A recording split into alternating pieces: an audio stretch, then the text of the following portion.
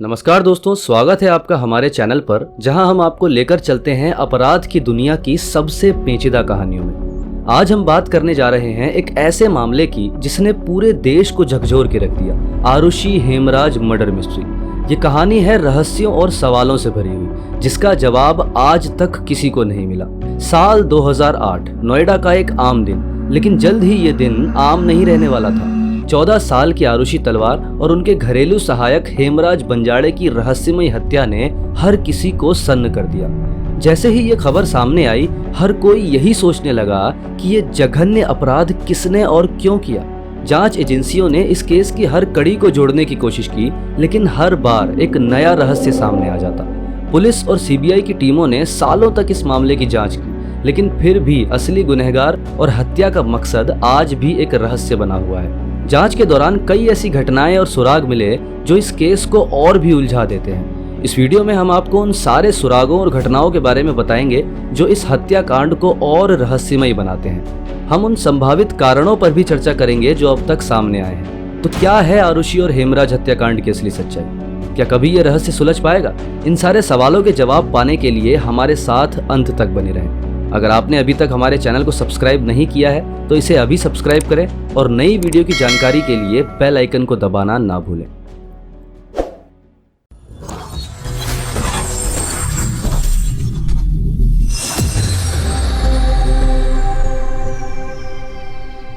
ये घटना नोएडा के सेक्टर 25 के जलवायु अपार्टमेंट्स के मकान नंबर L32 में घटी थी, जहां डॉक्टर राजेश तलवार और नुपुर तलवार रहते थे। दोनों पेशे से डेंटिस्ट थे।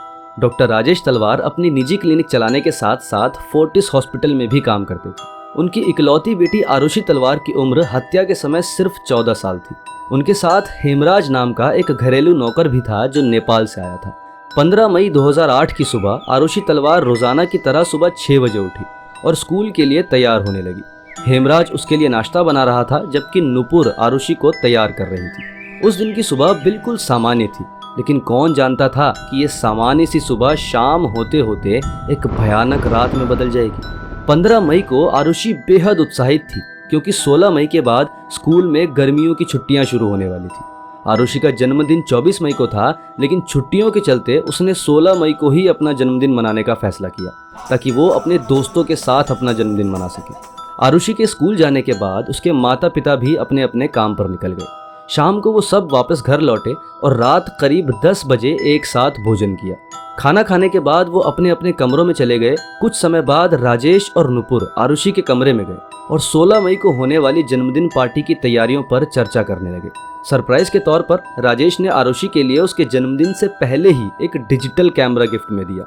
राजेश ये कैमरा 24 मई को आरुषि के असली जन्मदिन पर देना चाहते थे, लेकिन नुपुर के कहने पर उन्होंने उसी रात ये सरप्राइज दे दिया। कैमरा मिलते ही आरुषि बेहद खुश हो गई और उसने कई तस्वीरें खींची।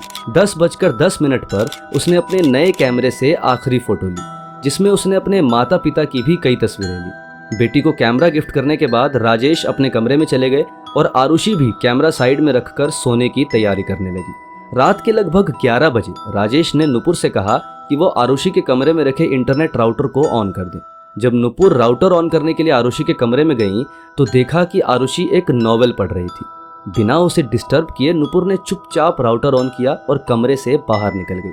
जांच के अनुसार राजेश ने रात को आखिरी बार 12:08 पर इंटरनेट का इस्तेमाल किया और फिर सोने चले गए। नुपुर और राजेश के कमरे से ठीक सामने आरुषि का कमरा था। घर में एक और व्यक्ति रहता था, नौकर हेमराज। हेमराज का कमरा घर के दूसरे हिस्से में था, जिसमें घर के बाहर से भी पहुंचा जा सकता था। उसके कमरे का एक दरवाजा घर के अंदर भी खुलता था, यानी कि बिना मेन दरवाजे के खोले भी उसके कमरे से अंदर आया जा सकता था। 15 से 16 मई की रात घर में एक घटना हुई जिसने पूरे देश को हिलाकर रख दिया। ये घटना रहस्यमयी और अनसुलझी बनकर रह गई। 16 मई 2008 की सुबह 6 बजे घर की मेड भारती राजेश तलवार के घर काम पर आई। भारती को काम पर आए सिर्फ 6 दिन ही हुए थे। जैसे ही भारती ने दरवाजे पर घंटी बजाई, उसे उम्मीद थी कि हेमराज दरवाजा खोल देगा, जैसा कि आमतौर पर होता था। लेकिन आज दरवाजा नहीं खुला।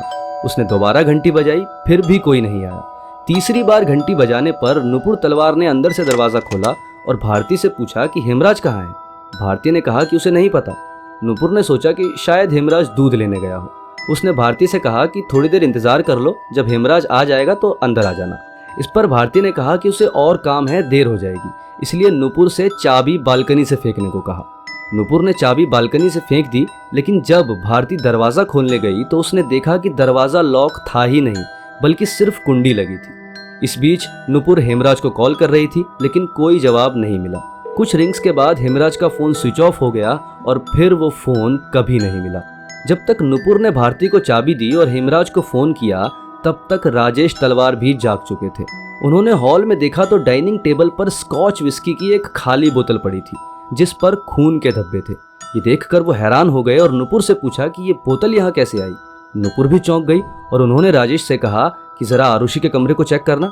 आरुषि के कमरे का दरवाजा बाहर से सिर्फ चाबी से ही खुल सकता था, जबकि अंदर से आसानी से बिना चाबी के। नुपुर अक्सर रात में आरुषि के कमरे को बाहर से लॉक कर देती थीं, लेकिन इस समय राजेश ने देखा कि दरवाजा थोड़ा खुला हुआ था। ये देखकर वो तेजी से अंदर गए और जो उन्होंने देखा उससे उनके होश उड़ गए। आरुषि के बिस्तर पर चारों ओर खून ही खून फैला हुआ था। उसका पूरा शरीर खून से सना हुआ था और उसकी गर्दन पर गहरे जख्मों के निशान थे। आरुषि मरी हुई पड़ी थी। ये भयानक दृश्य देखकर राजेश तलवार बेतहाशा चीखने लगी। राजेश की चीखें सुनकर नुपुर तलवार हड़बड़ाते हुए आरुषि के कमरे की ओर दौड़ी। वहां का मंजर देखकर वो सुन्न हो गई और उनकी समझ में नहीं आया कि क्या करे। वो एकदम शांत हो गई, जैसे उनकी आवाज गले में ही अटक गई हो। इस बीच नौकरानी भारती ने दरवाजा खोल दिया और घर के अंदर आ गई। जैसे ही उसने घर में कदम रखा, उसने राजेश और नुपुर की रोने की आवाज सुनी। उन दोनों को रोते देखकर वो भी उसी कमरे की ओर बढ़ गई। कमरे में पहुंचते ही नुपुर तलवार उससे लिपटकर जोर जोर से रोने लगी। नुपुर ने कांपते हाथों से आरुषि के शरीर पर पड़ा कंबल हटाया और भारती को आरुषि के कटे हुए गले की तरफ इशारा करते हुए कहा, देखो ये क्या हो गया, हेमराज ने ये क्या कर दिया। राजेश और नुपुर ने भारती को बताया कि हेमराज ने आरुषि की हत्या कर दी है और अब वो फरार है। भारती ने उन्हें शांत करने की कोशिश की और अन्य पड़ोसियों को बुलाने का निर्णय लिया। भारती तुरंत बाहर भागी और आस पड़ोस के लोगों को इस भयानक घटना के बारे में बताया। देखते ही देखते बाकी लोग भी कमरे में जमा हो गए। इसी बीच किसी ने जलवायु विहार के सिक्योरिटी गार्ड वीरेंद्र सिंह से कहा कि वो तुरंत पुलिस को फोन करें। जब पुलिस घटनास्थल पर पहुंची तो उन्होंने देखा कि लगभग 10-15 लोग लिविंग रूम में जमा थे, जबकि 5-7 लोग राजेश और नुपुर तलवार के कमरे में थे। आरुषि के कमरे में कोई नहीं था। पुलिस के आते ही राजेश तलवार ने दावा किया कि उनके घर के नौकर हेमराज ने ही आरुषि की हत्या की है और अब वो फरार हो गया है। राजेश ने पुलिस से अनुरोध किया कि वो हेमराज को जल्द से जल्द पकड़े। हेमराज के गायब होने के कारण पुलिस को शक हुआ कि हेमराज शराब पीकर नशे की हालत में आरुषि के कमरे में घुसा होगा। वहां उसने आरुषि के साथ जबरदस्ती करने की कोशिश की और जब उसने उसका विरोध किया तो हेमराज ने छुरी से उसकी हत्या कर दी और फिर भाग निकला। इस थ्योरी पर विश्वास करते हुए पुलिस ने हेमराज पर 25,000 रुपए तक का इनाम भी घोषित कर दिया और उसे पकड़ने के लिए एक टीम नेपाल में उसके गाँव के लिए रवाना हो गई। इस बीच दूसरी पुलिस टीम ने आरुषि के शव को अपने कब्जे में ले लिया और सुबह 8:30 बजे पोस्टमार्टम के लिए भेज दिया। पोस्टमार्टम के बाद लगभग 1 बजे आरुषि का शव घर वापस लाया गया। दोपहर 4 बजे के करीब आरुषि के अंतिम संस्कार के लिए शव को शमशान घाट ले जाया गया। आरुषि के अंतिम संस्कार के बाद पुलिस ने आरुषि के पिता राजेश तलवार पर आरोप लगाया कि वो आरुषि का अंतिम संस्कार जल्दी से जल्दी करना चाहते थे, जबकि राजेश ने इस पे ये कहा कि उन्होंने बड़े बुजुर्गों के कहने पर ऐसा किया। लाश मिलने से लेकर अंतिम संस्कार तक इतने लोग घर में आए कि क्राइम सीन पूरी तरह से बर्बाद हो गया और पुलिस ने भी क्राइम सीन को सुरक्षित करने में कोई खास प्रयास नहीं किया, जिससे कई महत्वपूर्ण सबूत नष्ट हो गए। विशेषज्ञों का मानना था कि पुलिस की लापरवाही से लगभग 90% सबूत नष्ट हो गए थे। इसके बावजूद फोरेंसिक टीम ने आरुषि के कपड़े, चादर, बेडशीट और गद्दे को फोरेंसिक लैब भेजा। उन्होंने दीवारों और विस्की की बोतल से खून के नमूने इकट्ठे किए और घर के अंदर से कई फिंगरप्रिंट्स भी उठाए। जांच के दौरान पुलिस को सीढ़ियों पर खून के निशान मिले जो ऊपर की ओर जा रहे थे। फर्श पर भी खून के धब्बे थे। इन धब्बों का पीछा करते हुए पुलिस छत के दरवाजे तक पहुंची जो बंद था। एक पुलिस अधिकारी ने राजेश तलवार से छत की चाबी मांगी। राजेश तुरंत अंदर चले गए और काफी देर तक बाहर नहीं आए। जब पुलिस ने दोबारा चाबी मांगी तो राजेश तलवार ने नाराजगी जताई और कहा कि वो छत पर जाने में अपना समय बर्बाद कर रहे हैं, जबकि हत्यारा भाग सकता है। राजेश की बात सुनकर पुलिस ने छत पर जाने का विचार छोड़ दिया और हेमराज की तलाश तेज कर दी। 17 मई 2008 को राजेश और नुपुर तलवार अपनी बेटी आरुषि की अस्थियों को हरिद्वार में विसर्जित करने गए। उसी दिन पुलिस की जांच भी जारी रही। एक रिटायर्ड पुलिस ऑफिसर के गौतम को क्राइम सीन का मुआयना करने के लिए बुलाया गया। उन्होंने भी सीढ़ियों पर खून के धब्बे देखे और छत की चाबी मांगी। चाबी ना मिलने पर उन्होंने लॉक तोड़ने का फैसला किया। सुबह 10:30 बजे छत का दरवाज़ा तोड़ा गया और वहाँ जो नज़ारा था उसने सबको हिला दिया। छत पर एक लाश पड़ी हुई थी जिसके गले पर भी आरुषि की तरह ही गहरे जख्म थे। पुलिस ने राजेश तलवार के भाई को बुलाकर शव की पहचान करने को कहा, लेकिन वो नहीं पहचान पाए कि ये शव किसका है। हरिद्वार गए राजेश और नुपुर को तुरंत वापस बुलाया गया। वापस आने पर राजेश भी शव को पहचान नहीं पाए। हालांकि पुलिस को शक था कि ये हेमराज का शव हो सकता है। राजेश ने इस पर पक्के तौर पर कुछ नहीं कहा। अंत में हेमराज के दोस्तों को पहचान के लिए बुलाया गया। उन्होंने पहली नज़र में ही बता दिया कि यह शव हेमराज का ही है। जिस हेमराज को आरुषि का हत्यारा मानकर पुलिस ढूंढ रही थी, उसकी लाश खून से लथपथ छत के कोने में पड़ी थी। इस खुलासे ने पूरे मामले को और भी रहस्यमय बना दिया। अब पुलिस के सामने ये चुनौती थी कि आखिर इन दो हत्याओं के पीछे कौन था। जांच टीम दो हिस्सों में बंट गई। एक टीम का मानना था कि राजेश और नुपुर तलवार ही असली अपराधी हैं, जबकि दूसरी टीम हेमराज के दोस्तों पर शक कर रही थी। अपनी शुरुआती जांच के दौरान पुलिस ने हेमराज के दोस्त विष्णु शर्मा को संदिग्ध मानते हुए अपनी जांच आगे बढ़ाई। विष्णु शर्मा पहले राजेश तलवार के यहाँ काम करता था, लेकिन छुट्टी पर जाने के बाद हेमराज को स्थायी नौकरी मिल गई और विष्णु को नौकरी से निकाल दिया गया। पुलिस को संदेह हुआ कि शायद विष्णु ने अपनी नौकरी छीनने के बदले में हेमराज की हत्या कर दी हो और इस हत्या को होते हुए आरुषि ने देख लिया हो, इसलिए उसने आरुषि की भी हत्या कर दी हो। पुलिस ने विष्णु शर्मा को हिरासत में लेकर पूछताछ शुरू की, लेकिन जल्दी ही साफ हो गया कि हत्या की रात विष्णु शर्मा भारत में नहीं बल्कि नेपाल में था। अब तक जिन दो संदिग्धों पर शक किया गया था, उनमें से एक की हत्या हो चुकी थी और दूसरा हत्या की रात नेपाल में था। इसका मतलब था कि पुलिस को अब एक नए हत्यारे की तलाश करनी थी। इसी दौरान ये मामला मीडिया में ज़बरदस्त कवरेज पा रहा था। अखबारों से लेकर टीवी चैनल्स तक हर जगह आरुषि की खबरें छाई हुई थी। कुछ चैनलों ने आरुषि के माता पिता पर संदेह जताया, जिससे पुलिस को भी एक नया संदिग्ध मिल गया। 23 मई 2008 को पुलिस ने आरुषि के माता पिता राजेश और नुपुर तलवार को पहली बार पूछताछ के लिए बुलाया। इसके बाद राजेश को लोकल मजिस्ट्रेट के पास ले जाया गया और वहां से उन्हें गिरफ्तार करके डासना जेल भेज दिया गया। इस घटना के बाद पुलिस ने एक प्रेस कॉन्फ्रेंस आयोजित की, जिसमें उन्होंने एक चौंकाने वाला दावा किया। Inspector general of police Gurudarshan Singh ने 23 मई को खुलासा किया कि पूछताछ के दौरान ये सामने आया है कि राजेश तलवार का अनीता दुर्रानी के साथ एक एक्स्ट्रा मैरिटल अफेयर था। आरुषि को इस बारे में उसके दोस्त अनमोल ने बताया था। इस खुलासे के बाद आरुषि अपने पिता से नाराज हो गई और इसका विरोध किया। पुलिस के मुताबिक राजेश तलवार के अफेयर से आरुषि बहुत आहत हुई और उसने खुद को घर में बंद कर लिया। इस दौरान कथित तौर पर आरुषि और हेमराज के बीच एक यौन संबंध विकसित हो गया। 15 मई 2008 की रात जब राजेश तलवार सोने जा रहे थे तो उन्होंने देखा कि आरुषि का कमरा थोड़ा खुला हुआ है। अंदर जाकर उन्होंने आरुषि और हेमराज को आपत्तिजनक स्थिति में पाया। गुस्से से आग बबूला होकर राजेश ने हेमराज को मारना शुरू किया और उसे छत पर ले गए। वहां उन्होंने हेमराज के सिर पर भारी चीज से वार किया और फिर अपने सर्जिकल ब्लेड से उसका गला काट दिया। इसके बाद राजेश ने छत का दरवाज़ा बंद कर दिया और नीचे आकर काफ़ी शराब पी, फिर अपनी बेटी की भी हत्या कर दी। ये पुलिस का पहला दावा था, लेकिन इस बयान के बाद पुलिस पर आरुषि के चरित्र हनन का आरोप लगा और उनकी कड़ी आलोचना हुई। इसके बाद पुलिस ने अपना बयान बदलते हुए कहा कि आरुषि को अपने पिता के अफेयर का पता चल गया था और वो उन्हें ब्लैकमेल कर रही थी। गुस्से में आकर राजेश ने अपनी बेटी की हत्या कर दी और जब हेमराज ने ये सब देखा तो उसे भी मार दिया। पुलिस ने यह भी आरोप लगाया कि नुपुर तलवार ने सबूत मिटाने में अपने पति का साथ दिया। मामले की गंभीरता को देखते हुए 1 जून 2008 को केस सीबीआई को सौंप दिया गया। सीबीआई ने केस को अपने हाथ में लेने के बाद जांच की दिशा ही बदल दी। शुरुआती जांच में सीबीआई को कुछ ऐसे सुराग मिले जिससे उनका शक अब राजेश और नुपुर तलवार से हटकर राजेश तलवार की क्लिनिक पर काम करने वाले कृष्णा थडारी पर आ गया। जांच के दौरान सीबीआई को पता चला कि आरुषि की हत्या से 2 दिन पहले क्लिनिक में काम करते वक्त कृष्णा से कुछ गलती हो गई थी, जिसके बाद राजेश तलवार ने उसे बुरी तरह डांटा था। इसी के बाद एक दिन कृष्णा ने हेमराज से कहा कि वो राजेश को सबक सिखाएगा। ये बात राजेश तलवार के ड्राइवर उमेश शर्मा ने सुनी थी। इन बयानों के आधार पर सीबीआई ने 7 जून 2008 को कृष्णा को हिरासत में लेकर पूछताछ शुरू की। जब सीबीआई ने कृष्णा के कमरे में तलाशी की तो वहां उन्हें एक तकिया मिला जिस पर खून के निशान थे। इसके अतिरिक्त एक चाकू भी पाया गया जिससे शक हुआ कि इसी से हत्या की गई होगी। एक खून के धब्बे वाला ट्राउजर भी बरामद किया गया। ये सभी साक्ष्य इस ओर संकेत कर रहे थे कि शायद असली कातिल पकड़ा गया है। इसके बाद पुलिस ने कृष्णा का पहले पॉलीग्राफ टेस्ट करवाया, फिर 9 जून 2008 को एम्स दिल्ली में उसका साइकोलॉजिकल असेसमेंट किया गया। 12 जून को कृष्णा का नार्को टेस्ट भी किया गया। नार्को टेस्ट और पॉलीग्राफ टेस्ट के आधार पर 13 जून 2008 को सीबीआई ने कृष्णा को गिरफ्तार कर लिया। नार्को टेस्ट के दौरान कृष्णा ने अपने दोस्त राजकुमार का नाम लिया था। राजकुमार राजेश तलवार के दोस्त के घर में घरेलू नौकर के तौर पर काम करता था। राजकुमार का नाम आते ही 23 जून को पुलिस ने उसे भी हिरासत में ले लिया और फिर उसका भी polygraph test, psychological assessment, brain mapping और नार्को टेस्ट किया गया। इन सभी के आधार पर 27 जून को सीबीआई ने राजकुमार को गिरफ्तार कर लिया।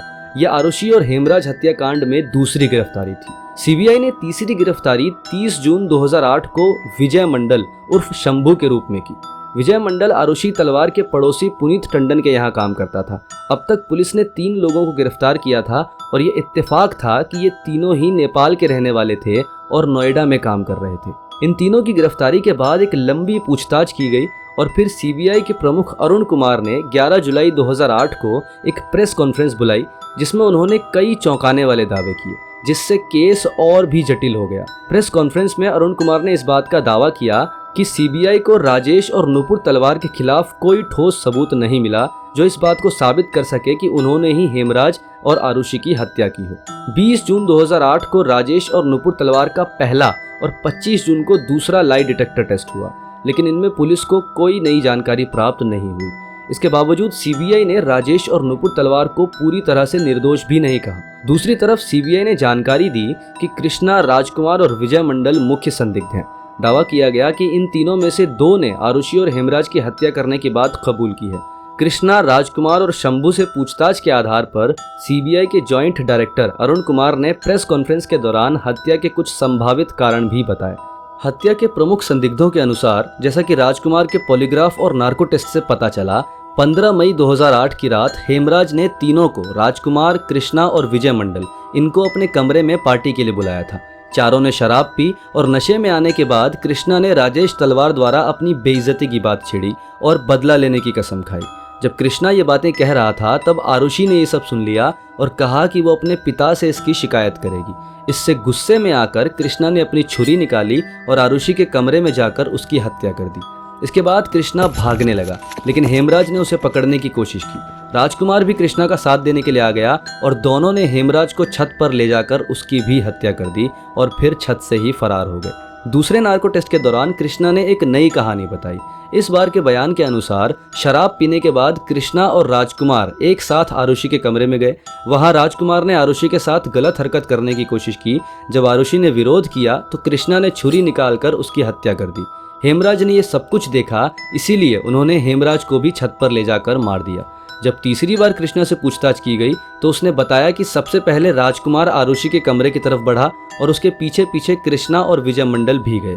राजकुमार ने आरुषि के साथ गलत हरकत करने की कोशिश की और जब आरुषि ने इसका विरोध किया तो कृष्णा ने अपनी छुरी निकाली और आरुषि का गला रेत दिया। हेमराज ने यह सब देखा और कहने लगा कि वो राजेश तलवार को सब कुछ बता देगा। इसके बाद तीनों ने हेमराज को छत पर ले जाकर उसकी हत्या कर दी और वहां से भाग गए। इसी खुलासे के बाद 12 जुलाई 2008 को राजेश तलवार को जमानत मिल गई और लगभग 50 दिन बाद उन्हें जेल से रिहा कर दिया गया। दूसरी ओर सीबीआई ने राजकुमार, कृष्णा और विजय मंडल के खिलाफ जांच को आगे बढ़ाया, ये मानते हुए कि ये तीनों ही हत्यारे हो सकते हैं। जांच के दौरान कृष्णा के मकान मालिक के जौहरी ने गवाही दी कि 15 मई की रात को कृष्णा उनके ही घर पर था और उन्होंने रात में भी उसे कई बार घर में देखा था। हत्या के दूसरे प्राइम सस्पेक्ट विजय मंडल के मालिक पुनीत टंडन ने भी जांच टीम के सामने बयान दिया कि उन्होंने 15 मई की रात विजय मंडल को अपने घर में ही देखा था और वो कहीं बाहर नहीं गया था।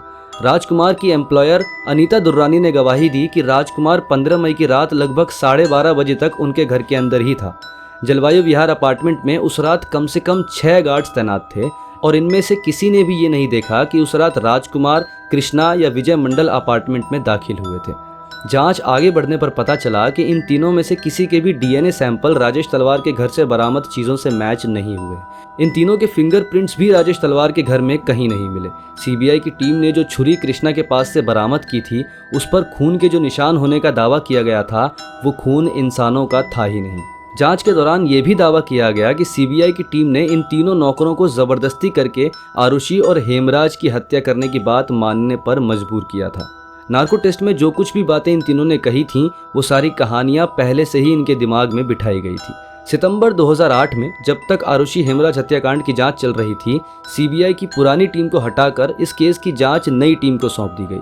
सबूतों की कमी के कारण पुरानी टीम जिन तीनों को प्राइम सस्पेक्ट मान रही थी उन्हें सितंबर 2008 में रिहा कर दिया गया। जेल से छूटने के बाद विजय मंडल ने दावा किया कि सीबीआई ने उन्हें मानसिक और शारीरिक तौर पर काफी प्रताड़ित किया था। सीबीआई की नई टीम एसपी नीलम किशोर के नेतृत्व में गठित हुई और एडिशनल एसपी एजीएल कौल को मुख्य जांच अधिकारी नियुक्त किया गया। इस नई टीम ने एक बार फिर से जांच शुरू की और सबसे पहले आरुषि का पोस्टमार्टम करने वाले डॉक्टरों से पूछताछ की। डॉक्टर सुनील दोहरा और डॉक्टर नरेश राज ने सीबीआई के सामने ये खुलासा किया कि आरुषि के पोस्टमार्टम के दौरान उन्होंने देखा कि उसकी हाइमेन क्षतिग्रस्त थी और ऐसा लग रहा था कि आरुषि के मरने के बाद उसके प्राइवेट पार्ट्स को अच्छी तरह से साफ किया गया था। डॉक्टर नरेश राज ने आगे बताया कि हेमराज के सूजे हुए प्राइवेट पार्ट्स ये संकेत दे रहे थे कि मरने से पहले वो यौन संबंध में शामिल था। साथ ही साथ खुलासा ये भी हुआ कि जब आरुषि का पोस्टमार्टम चल रहा था तब उसी समय उनके पिता राजेश तलवार ने एक रिश्तेदार से संपर्क किया। वो रिश्तेदार एक सीनियर पुलिस ऑफिसर थे। उन्होंने एक अज्ञात व्यक्ति को फ़ोन किया जो फिर पोस्टमार्टम कर रहे डॉक्टर के पास गया। कथित रूप से ये दावा किया गया कि राजेश तलवार ने डॉक्टरों को ये निर्देश दिया कि पोस्टमार्टम रिपोर्ट में आरुषि के रेप या प्राइवेट पार्ट में सीमन का जिक्र ना करें। अक्टूबर 2009 में क्राइम सीन को दोबारा बनाया गया। सीबीआई की नई टीम ने दावा किया कि आरुषि के कमरे में हालत को मनमाने तरीके से बनाया गया था, यानी हत्या के बाद चीज़ें ऐसे संयोजित की गई थी कि एक विशेष कहानी को फिट किया जा सकता था और फिर हत्या की खबर फैलाई गई। जांच के दौरान पता चला कि आरुषि के सिर पर लगी चोट एक गोल्फ क्लब से हो सकती है क्योंकि चोट की आकृति त्रिकोणीय थी। पुलिस ने राजेश तलवार के घर से गोल्फ क्लब का सेट बरामद किया। आरुषि और हेमराज पर आक्रमण के लिए ये कहा गया कि वहां गोल्फ क्लब नंबर 5 से हमला किया गया था जिससे उनकी मौत हो गई, लेकिन उस गोल्फ क्लब पर कोई खून का सैंपल नहीं मिला। विशेषज्ञों का कहना था कि गोल्फ क्लब हाल ही में बहुत अच्छे से साफ किया गया था, इसलिए सारे सबूत मिट गए थे। सीबीआई ने अपनी जांच में आगे कदम बढ़ाया और 18 से 19 मई 2010 के बीच राजेश तलवार को फिर से पूछताछ के लिए बुलाया। लंबी पूछताछ और जांच के बाद भी सीबीआई को कोई सबूत नहीं मिला। 29 दिसंबर 2010 को सीबीआई की नई टीम ने कोर्ट में इस मामले को बंद करने के लिए क्लोजर रिपोर्ट दायर की। हालांकि इस रिपोर्ट में सीबीआई ने राजेश तलवार पर आरुषि और हेमराज की हत्या के आरोप लगाए जबकि नौकरों को बेगुनाह ठहराया। क्लोजर रिपोर्ट में सीबीआई ने कहा कि इस बात के कोई प्रमाण नहीं मिले कि हेमराज की हत्या आरुषि के कमरे में हुई। हेमराज के ब्लड सैंपल भी आरुषि के कमरे में नहीं मिले। इसके अलावा राजेश और नुपुर के कपड़ों पर भी हेमराज के सैंपल नहीं मिले। हत्या में इस्तेमाल किए गए हथियार भी कहीं नहीं मिले। हालांकि सीबीआई ने दावा किया कि आरुषि और हेमराज के गले पर पाया गया कट ऐसा था जिसे देखकर लग रहा था जैसे किसी प्रोफेशनल ने सर्जिकल ब्लेड से किया हो। अब क्योंकि राजेश और नुपुर डॉक्टर थे, इस बात का सारा शक उन्हीं पर गया। राजेश और नुपुर तलवार की बेगुनाही सबसे ज्यादा इस बात से साबित हो रही थी कि किचन में पाई गई शराब की बोतल पर जो फिंगरप्रिंट्स और खून के निशान थे वो राजेश और नुपुर के नहीं थे और न ही पहले के 3 प्रमुख संदिग्धों यानी कृष्णा, राजकुमार और विजय मंडल के थे। इसके अलावा पूरे मामले में हत्या का साफ मकसद भी पता नहीं चल पाया था और इन्हीं सब की वजह से सीबीआई ने कोर्ट से केस बंद करने की अपील की थी। हालांकि क्लोजिंग रिपोर्ट में राजेश तलवार पर जो संदेह व्यक्त किया गया था उससे राजेश तलवार बिल्कुल भी संतुष्ट नहीं थे। उन्होंने सीबीआई की टिप्पणी के खिलाफ कोर्ट में अपील की। ये कदम उनके लिए घातक साबित हुआ क्योंकि कोर्ट में तो वो गए थे अपनी बेगुनाही साबित करने के लिए, लेकिन वो उल्टा फंस गए। कोर्ट ने क्लोजर रिपोर्ट को चार्जशीट में बदल दिया और राजेश और नुपुर तलवार पर मामला दर्ज करने और फिर से जांच करने का आदेश दिया। कोर्ट का मानना था कि उनके खिलाफ पर्याप्त सबूत मौजूद थे। इस नई जांच के तहत सीबीआई के एडिशनल एसपी एजीएल कौल ने आरुषि और हेमराज की हत्या की एक नई थ्योरी पेश की। सीबीआई के मुताबिक 15 से 16 मई की रात जब राजेश तलवार अपने कमरे में सो रहे थे तो उन्होंने कुछ आवाज़ें सुनी। उन्होंने देखा कि हेमराज के कमरे में कोई नहीं था, लेकिन आरुषि के कमरे से आवाज़ आ रही थी। वो गोल्फ स्टिक लेकर दौड़े और वहां पहुंचकर देखा कि आरुषि और हेमराज एक साथ बिस्तर पर थे, जिसे सीबीआई ने आपत्तिजनक स्थिति के रूप में बताया। गुस्से में आकर राजेश तलवार ने गोल्फ स्टिक से हेमराज के सिर पर प्रहार किया। हेमराज गिर पड़ा और गलती से आरुषि के सिर पर भी स्टिक लग गई, जिससे दोनों की मौत हो गई। नुपुर तलवार जो बगल के कमरे में सो रही थीं, शोर सुनकर जाग गईं और दौड़कर आरुषि के कमरे में पहुंची। उन्होंने देखा कि दोनों मर चुके थे। उन्होंने और राजेश ने मिलकर पहले हेमराज के शव को छत पर ले जाकर सर्जिकल ब्लेड से गला काट दिया और छत का दरवाज़ा लॉक कर दिया। फिर वो नीचे आए और आरुषि का गला भी काट दिया। नुपुर ने कथित तौर पर आरुषि के प्राइवेट पार्ट्स को साफ किया और कपड़े ठीक किए ताकि इसे हत्या का रूप दिया जा सके। उन्होंने खून के निशान और हत्या में इस्तेमाल हुए गोल्फ स्टिक को छुपा दिया और सभी संभावित सबूत मिटा दिए। इसके बाद राजेश तलवार ने घर के बाहर निकलकर दरवाजे को बाहर से बंद कर दिया और फिर हेमराज के कमरे से होते हुए वापस अंदर आ गए। सुबह उन्होंने ये दावा किया कि किसी ने बाहर से दरवाजा बंद कर दिया था। राजेश तलवार ने रात में घर में रखी स्कॉच विस्की पी और सुबह का इंतजार करने लगे। सुबह होते ही घर की नौकरानी आई और घटनाएं उनकी योजना के अनुसार आगे बढ़ने लगी। सीबीआई की नई थ्योरी और परिस्थिति जन्य सबूतों को अदालत ने सही माना। 25 नवंबर 2013 को अदालत ने राजेश और नुपुर तलवार को आरुषि और हेमराज की हत्या का दोषी ठहराया। इसके साथ ही उन पर सबूतों के साथ छेड़छाड़ करने, जांच को भटकाने और गलत एफआईआर दर्ज कराने का भी आरोप सिद्ध हुआ। 26 नवंबर 2013 को अदालत ने राजेश और नुपुर तलवार को आरुषि और हेमराज की हत्या के जुर्म में उम्र कैद की सजा दी। जेल में कुछ महीने बिताने के बाद जनवरी 2014 में उन्होंने इस फैसले के खिलाफ इलाहाबाद हाई कोर्ट में अपील दायर की। 12 अक्टूबर 2017 को इलाहाबाद हाई कोर्ट ने निचली अदालत के निर्णय को पलटते हुए राजेश और नुपुर तलवार को निर्दोष करार दिया और उनकी रिहाई का आदेश दिया। हाई कोर्ट ने सीबीआई की जांच पर गंभीर सवाल उठाए, ये कहते हुए कि सीबीआई उचित तरीके से जांच करने में असफल रही और अपनी बनाई हुई थ्योरी के आधार पर राजेश और नुपुर को दोषी ठहराया। हाई कोर्ट का फैसला आने के बाद राजेश और नुपुर तलवार को जेल से रिहा कर दिया गया। इसके बावजूद 8 मार्च 2018 को सीबीआई ने इस फैसले को सुप्रीम कोर्ट में चुनौती दी। 10 अगस्त 2018 को सुप्रीम कोर्ट ने इस मामले की सुनवाई के लिए सहमति दी और अब ये मामला सुप्रीम कोर्ट में लंबित है। और कहानी के अंत में ये रहस्य आज भी कायम है कि आखिर 15 से 16 मई 2008 की रात को किसने किया था आरुषि हेमराज का मर्डर। अगर आपके पास इससे संबंधित कुछ कहने को है तो नीचे कमेंट बॉक्स में ज़रूर साझा करें।